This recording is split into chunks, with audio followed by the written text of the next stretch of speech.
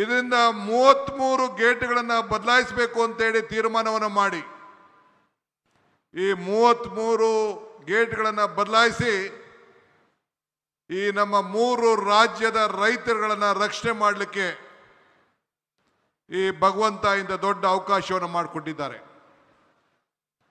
ನಾನು ಅಂದು ನೀರಾವರಿ ಸಚಿವನಾಗಿದ್ದೆ. ನನ್ನ ಶಾಸಕರು ಹೇಳ್ತಾ ಇದ್ರು, ನೀವೇ ಮುಖ್ಯಮಂತ್ರಿಗಳು, ಯಾಕೆ ನಮ್ಮ ಎಂಪಿಗಳನ್ನೆಲ್ಲ ನೀವು ಸ್ವಾಗತ ಮಾಡ್ತಾ ಇದ್ದೀರಿ ಅಂತ.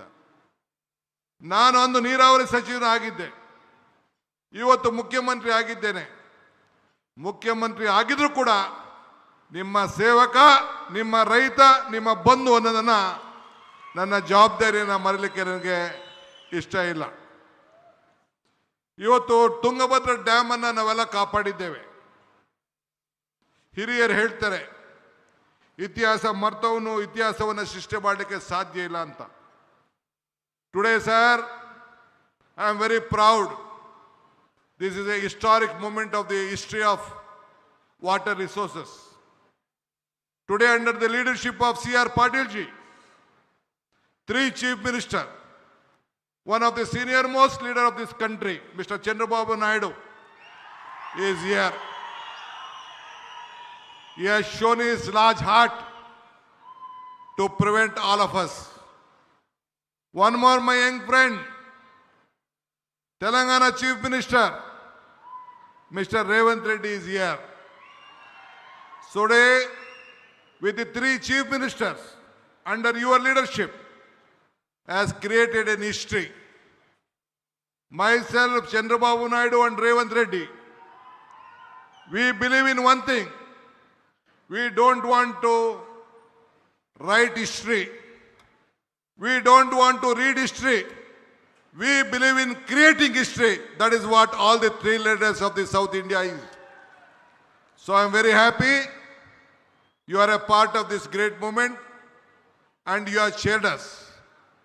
Ivattu, one more thing I would like to tell you. I always tell one thing.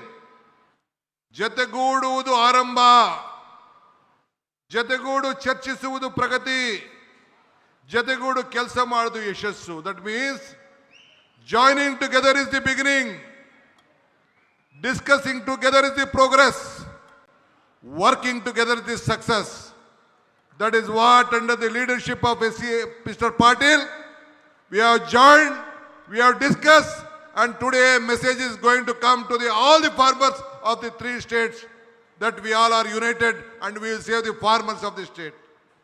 ಇವತ್ತು ನಾವು 3 ಜನನು ಸೇರಿ ಐತಿಹಾಸಿಕದ ವಿಚಾರವನ್ನ, ಈ ನೀರನ್ನ ಯಾವ ರೀತಿ ರಕ್ಷಣೆಯನ್ನು ಮಾಡಬೇಕು, 33 TMC ನೀರನ್ನ ಯಾವ ರೀತಿ ಉಳಿಸಬೇಕು, ಮುಂದೆ ಈ ಡ್ಯಾಮ್ ಅನ್ನು ಯಾವ ರೀತಿ ರಕ್ಷಣೆ ಮಾಡಬೇಕು, ನಮ್ಮ ರೈತರ ಕುಟುಂಬದವರು, ರೈತರ ವೇದಿಕೆಯವರು ಏನು ಅರ್ಜಿಯನ್ನು ಕೊಟ್ಟಿದ್ದಾರೆ, ಏನು ಪ್ರತಿಪಾದನೆಯನ್ನು ಮಾಡಿದ್ದಾರೆ.